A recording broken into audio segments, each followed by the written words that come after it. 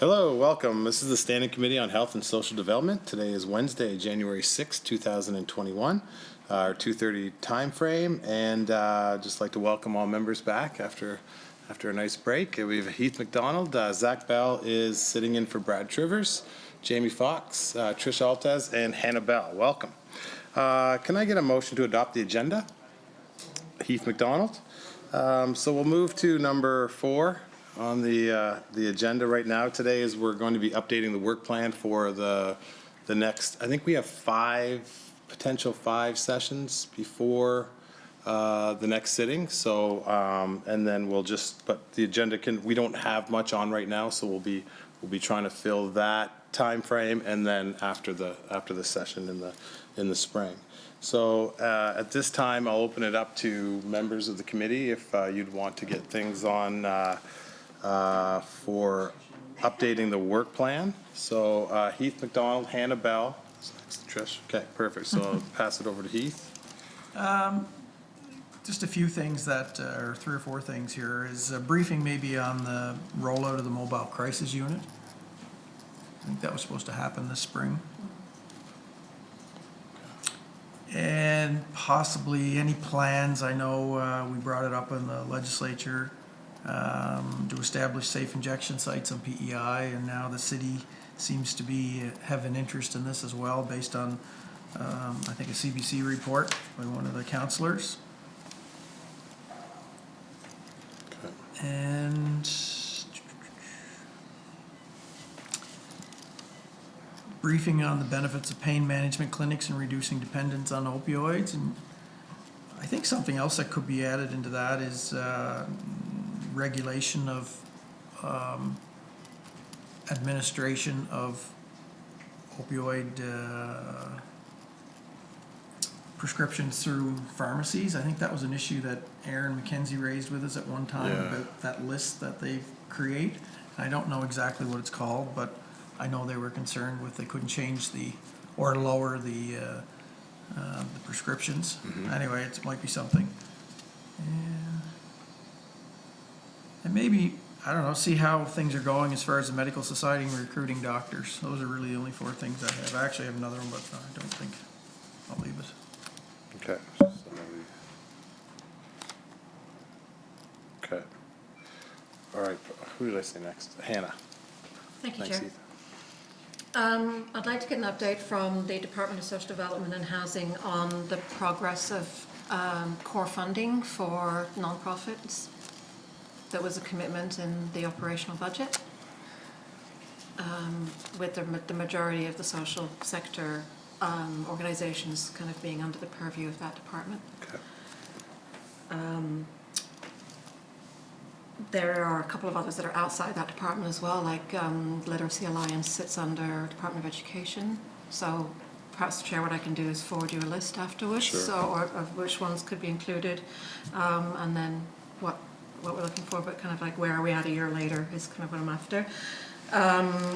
I'd also like to ask for a briefing from the Interministerial Women's Secretariat on the work that's been done to provide guidance and support to departments for gender-based analysis and gender and diversity targets. I don't know if that department is also responsible for diversity targets, Chair, but I'm not actually really sure where that sits. So we may need to do a general question on that one, but certainly the gender aspect sits under the Interministerial Women's Secretariat. Yeah.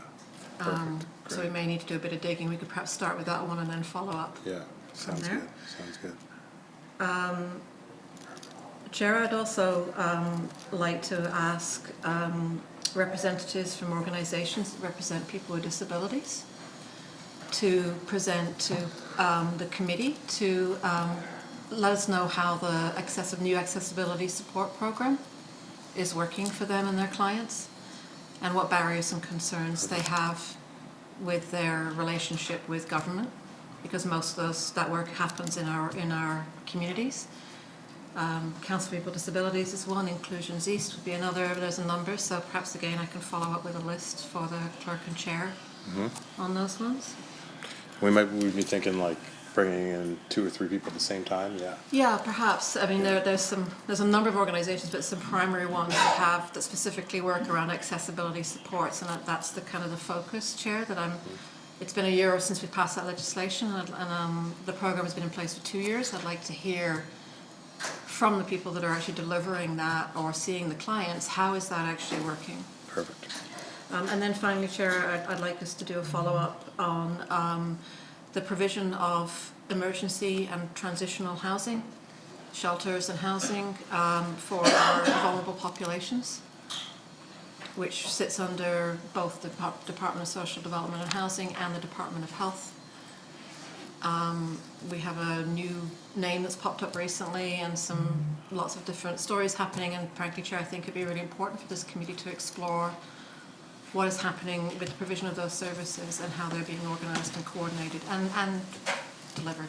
Yeah, absolutely. Those are great. That would be enough to start, I think, Perfect, Chair. yeah. Okay, and then we'll just do that and we'll work on the detail. Oh, maybe we'll work on The beginning of that, what was it again, sorry? The last The one? provision of emergency and transitional shelters and housing for vulnerable populations.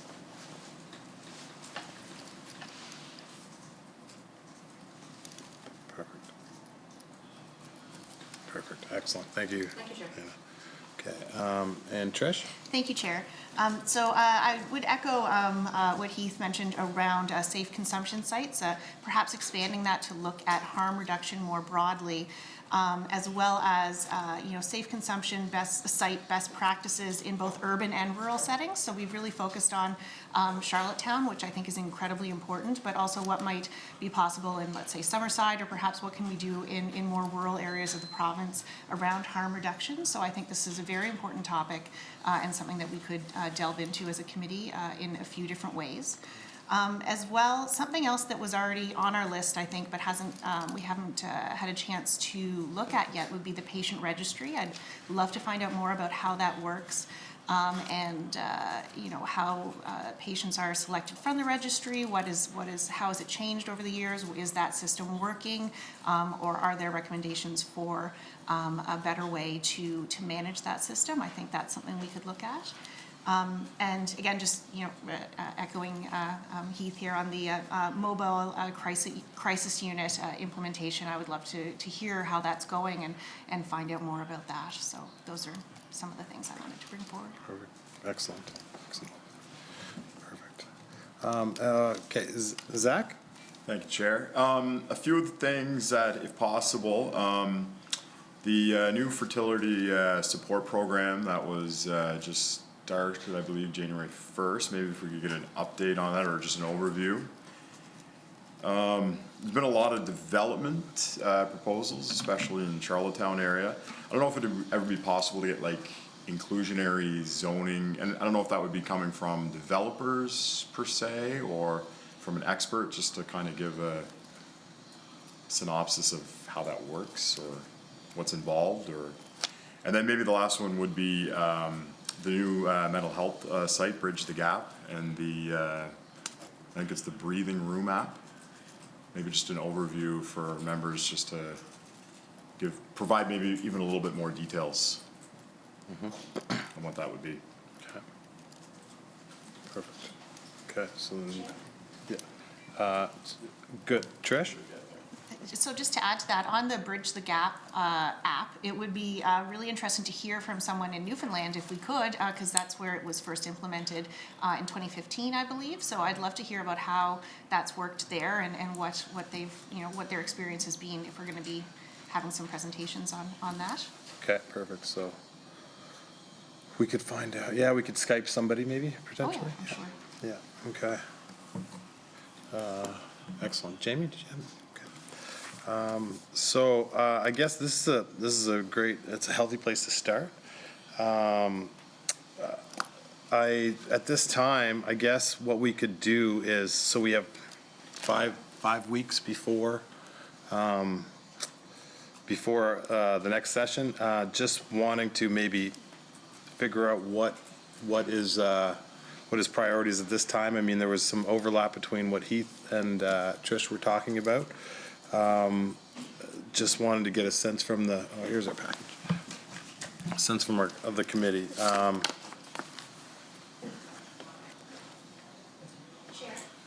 Trish? Could you also just go over what is on the list already?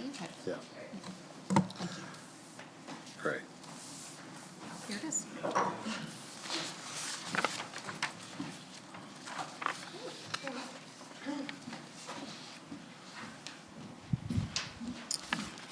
So we just received a package from some various correspondence, thanks for that, clerk, about some things that were on there. So the housing issue too, if I just don't know whether to move back to number 3 right now. Would that be all right if we go back to number 3 at this time? Or, because we started with number 4, but, okay, so we'll just go back to number 3. So, the letter from the Deputy Minister of Social Development and Housing, David Keywell. So we have a hold on them with some information that we were looking forward to. So the clerk put a hold on them to come in next week. I guess I'm just checking with the chair after you receive your correspondence and your letter from him. There was some information. They provided some information back. If you wanted to proceed with a meeting, that would be scheduled for next week. So just looking for feedback from the committee. Hannah? Thank you, Chair. It would be good to have them back. We obviously have some follow-up questions, I think, even with the material that's been provided. So, data is just pretty basic. It'd be great to be able to have that. Yeah. And there were some other questions that came up during the sitting that I think we would also have the opportunity to follow up with. Sure. So given that they're scheduled, it would be, and that this is obviously an ongoing and pressing issue, it would be very helpful to have them come in. Sure, okay. How does the committee feel about that? Is that okay? So we'll ask them to come in next week, and the committee can, I guess the brief that they would have would be on some of the information they had, and then questions would just follow about various issues that came up in the legislature. So we'll ask them to come in. The next, okay. So you see there, the second thing down was outstanding from 2020, letter to the minister asking for information about any progress made towards implementing requests in the proposal presented from the PEI Pharmacy Association sent September 14th, and we didn't receive a reply from that one. So you might have to kind of go back and think about it. There was also, we're outstanding with a letter from Minister Aylward asking for the scope of practices for telemedicine app Maple is capable of providing. Concerns were raised by the PEI Pharmacists Association that the app would be providing services pharmacists could if their scope of practices were expanded, and that was sent on September 15th with no replies. So just wanted to see about asking the committee to, those were issues back at the time. How does the committee feel about, would it be a resend of a letter or at this time? Because we didn't receive response. Put another letter jogged a memory. Okay. The deadline. Yeah. Okay, so we'll put a letter out for a deadline of,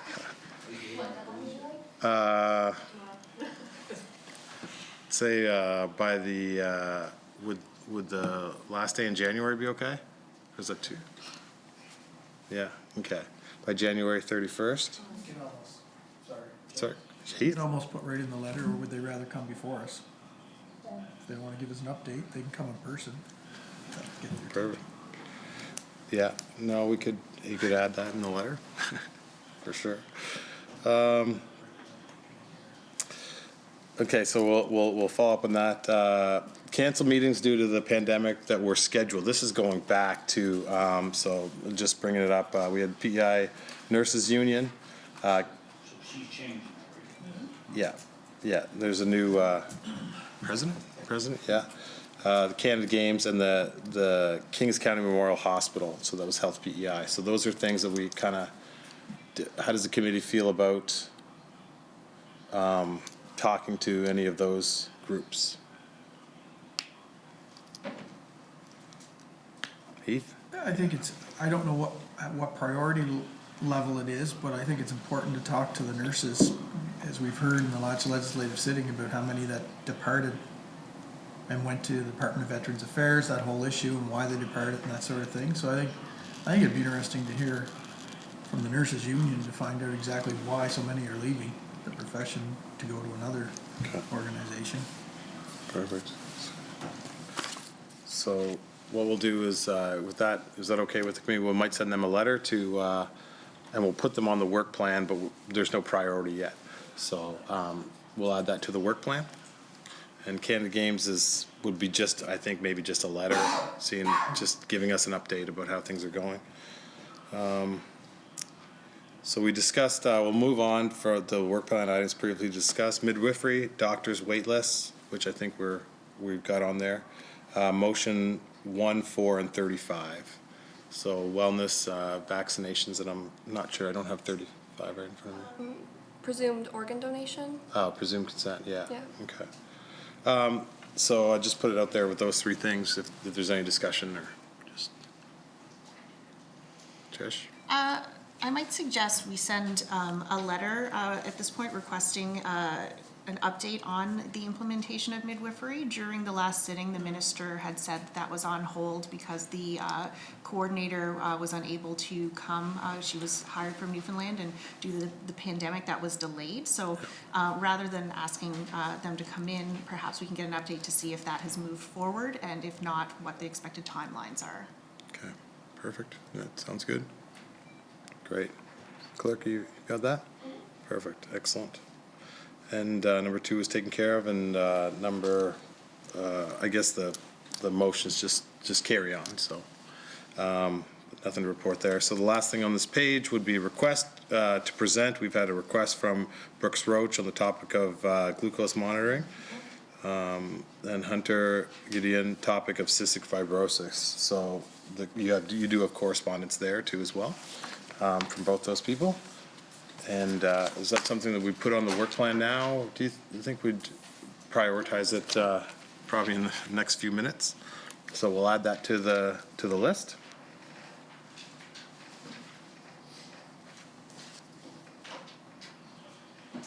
Okay, perfect. And so at this time, does anybody? So that's what we have. There's some information there from Finance PEI, down payment assistance program information. So I think Minister Trivers was asking about that previously. So there's the information there. Just looking for hands up or anything. And the last piece there we have was a letter received today by Minister Edward talking about the vaccination program and the rollout. So I'm not sure if everybody's had a chance to read that. It's kind of pushing that along instead of coming into the committee. They're pushing it along just a little bit. So they've decided not to come in and speak to us at this time. And I just wanted to get a sense about how the committee feels about that. And if you want to, I'll just let you guys read it for a second.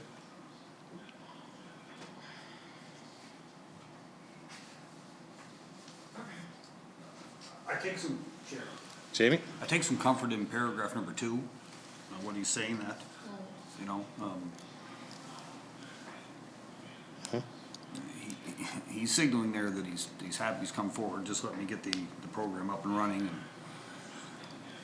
I would maybe reply back in a letter and ask him if he could give us a timeline, or is a possibility to have this briefing, you know, prior to the House going in, or something like that. But I'd give him some time. Yeah, perfect. Yeah, Chair, I agree Hannah? with my colleague that a briefing prior to the House rising would help, because if we don't get a chance to get that briefing in advance, we're going to need to ask those questions on the floor. Doesn't mean we won't still ask the questions on the floor, but you know, we also don't want to interfere with the rollout. But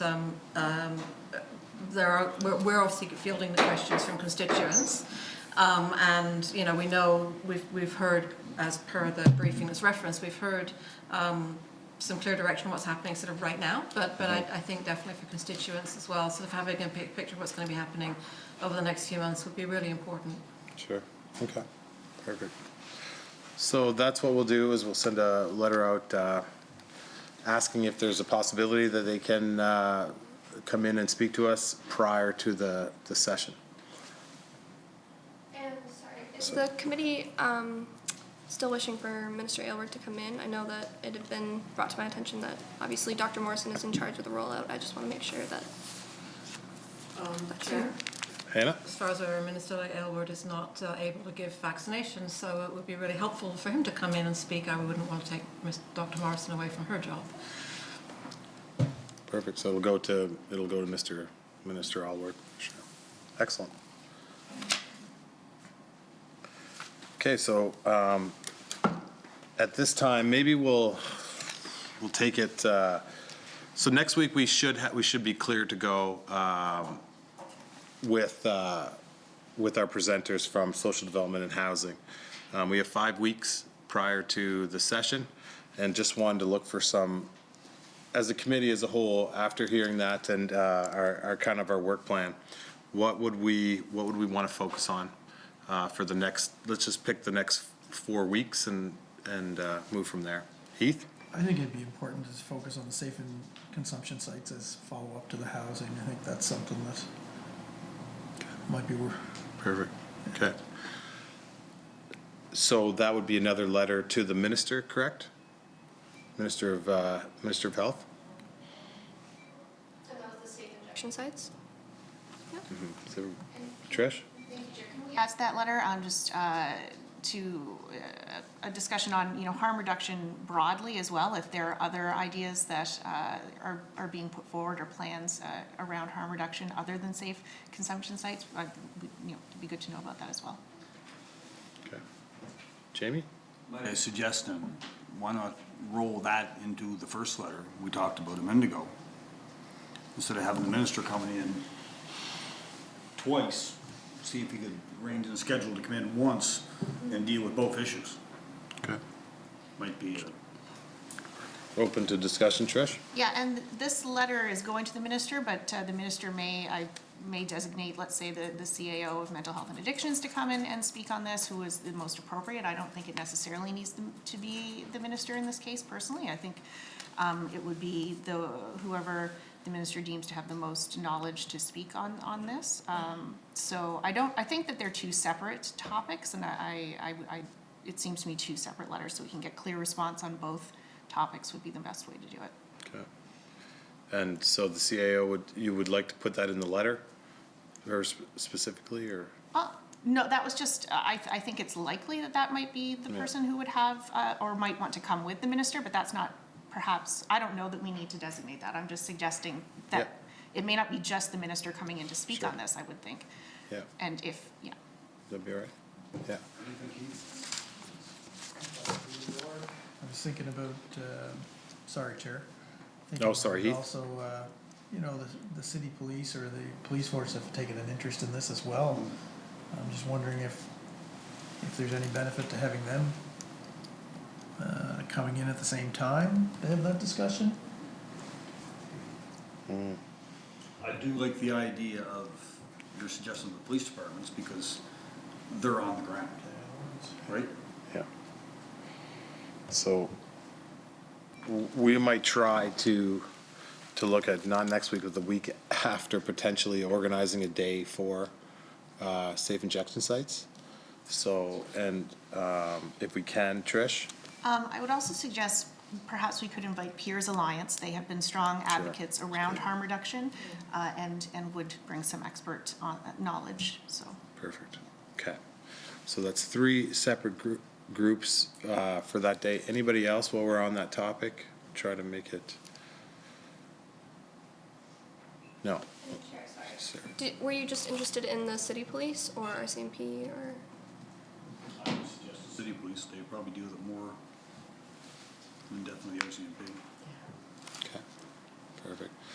So that will become a priority for us to get those letters out as soon as possible, and the presenters don't have to. It'll be hard for them to formulate a in-depth presentation. We'll just need to come in and we can make it questions based if they have a little presentation. Okay, great, excellent. Okay, so that's a good priority, and then after that, opening it up to the chair, Zach.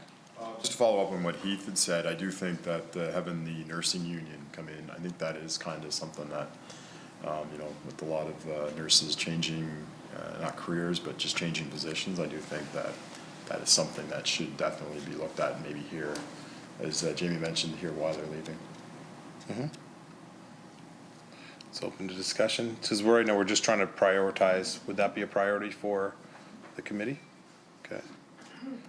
Okay, so we'll send a note out to the nurses union. Would that, would Health PEI be involved in that too? No, just the nurses union? Perfect. Okay. So excellent. Thank you, Zach.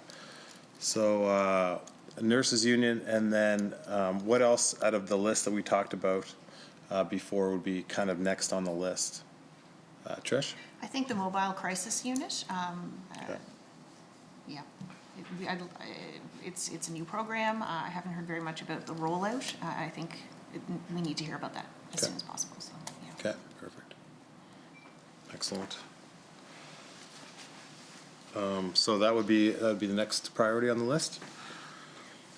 And anybody else want to go ahead after that? We had core funding for nonprofits, pain management. There's all kinds of stuff. I just kind of opening it up, trying to make it democratic. Yeah. Yeah. Thank you, Chair, for that. Yeah.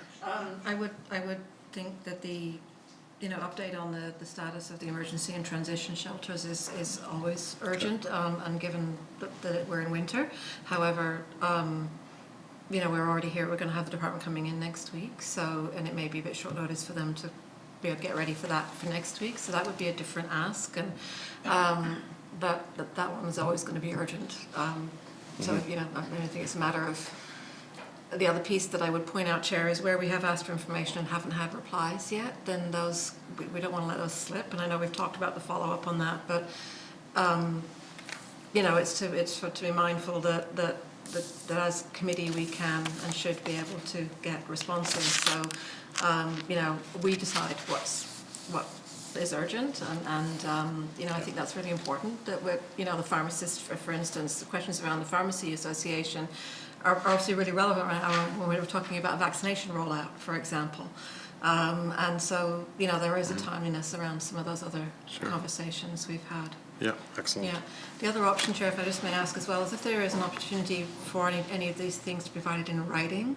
Yeah. It was very helpful to get the information in writing, even though it wasn't necessarily in a timely fashion, but to get the information in writing from the Department of Housing, because this is, having numbers on paper does really help with some of the questions that we're asking. Yeah. So, I think if we provide that as an option as well, it doesn't mean we're saying you're off the hook, but I do think that getting sort of some solid data in writing is always helpful as well. Okay. Thank you, Chair. Great, thank you. Jamie? Question. I want to get clarification from the department on this first, but I'm sending it, but, core funding in regards to nonprofit groups. Can we explain that for a minute? Yeah. Okay, Chair, I'm happy to help. Sure. So there are a number of nonprofit organisations that receive funding from government. A lot of the organisations that are in the social services sector, so that provide really critical services like Rape and Sexual Assault Centre or Anderson House or Canadian Mental Health. There's actually 29 just in the social services sector. Lots of others across other government departments. It is not the norm for those organisations to get consistent operational funding. They usually get a grant, which will provide a portion of their funding. They haven't been reviewed or updated very often. Or they will get project-based funding, which is where it's to deliver a specific thing and then it's done. So it's very difficult for those organisations to get the wheels on the bus, because you can't make long-term plans if you don't know if you're going to have the funding next year. It's hard to keep staff. And then in COVID, it became even more difficult because a lot of those organisations have to fundraise.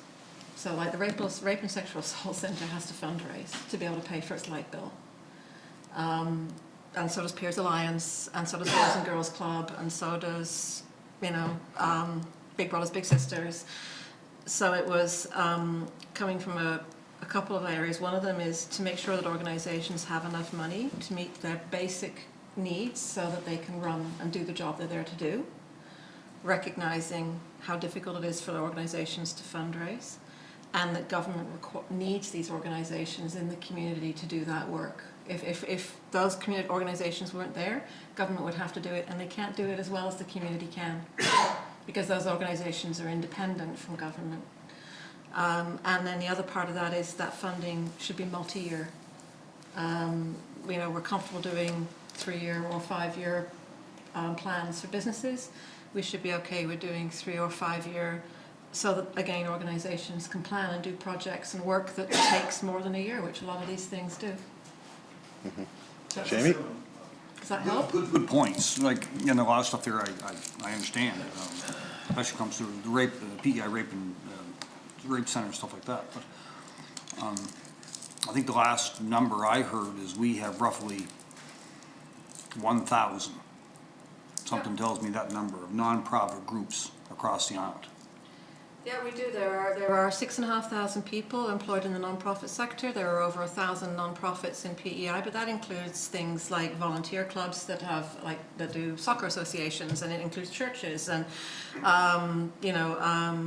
things like the Legion and the Rotary clubs and so on. So it's a huge range.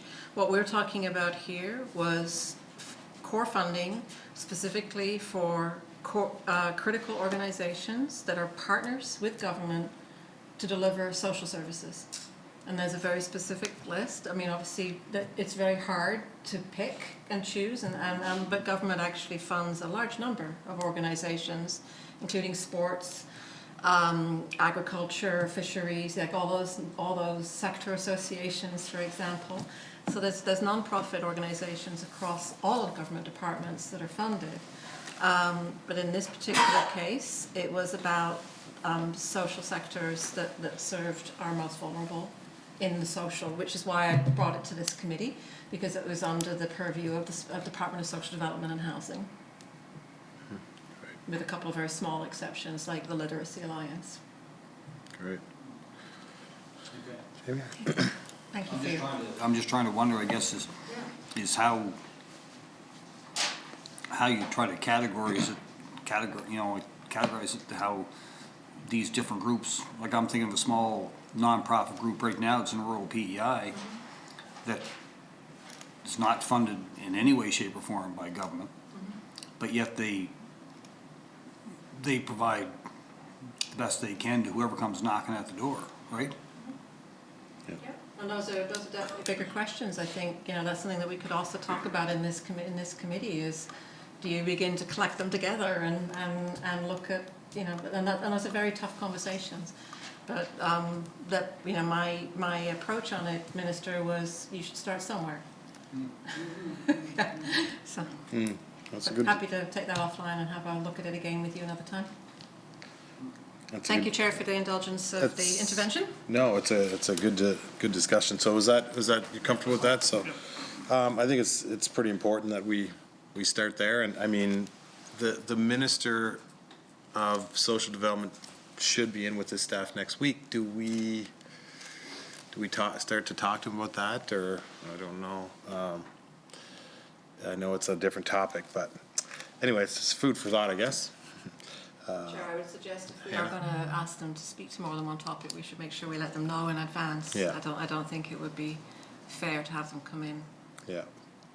No, without warning of what we wanted to talk to them. Not that I'm saying I wouldn't like to talk to them about it as soon as possible, but yeah. just FYI. Okay. So we'll put that on the. Would you like that included in the letter? In my correspondence with them? Just say that maybe that it was discussed in the committee, and we'll be approaching them at a later date to talk about those issues potentially. Does that be okay? Okay, so we've got we're kind of ticking things off here. Anything else right now that we had the Intersecretariat on for gender-based and diversity, potentially people with disabilities, pain management, recruitment of doctors would be another one.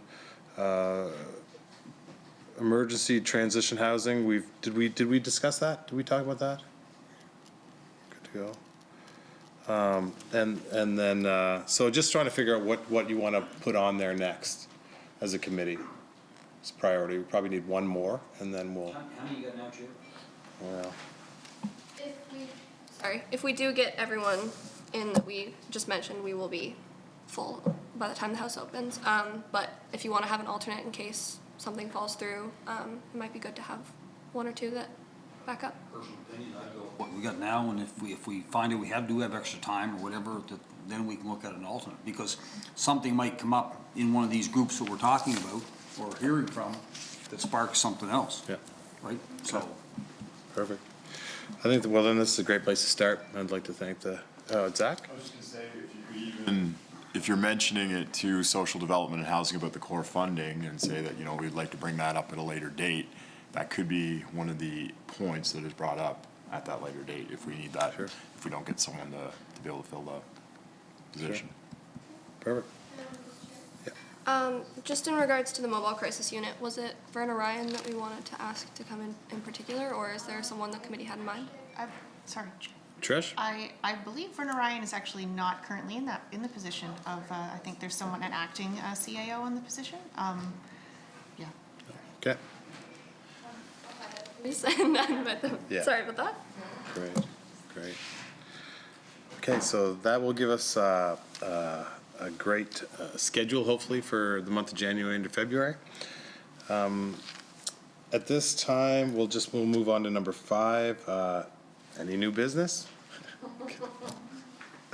No new business, so hopefully we'll see you back here next week at the same time. And can I get a motion to adjourn this meeting? Okay. heads up right now. Okay, perfect, noted. Motion to adjourn, Hannah Bell.